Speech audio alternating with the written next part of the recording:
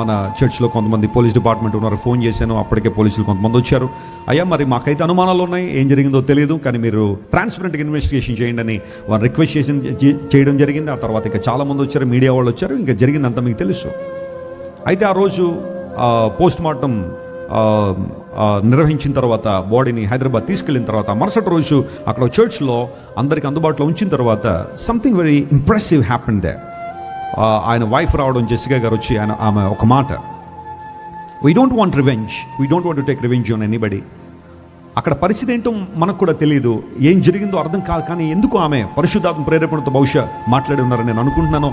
ప్రతీకారం అనేది మన దగ్గర లేదు, క్షమిద్దాం, తప్పనిసరి క్షమిద్దాం. Let us preach the kingdom of God. ఆ రెండు మాటలు చెప్పాము, అక్కడి నుంచి వెళ్ళిపోయారు.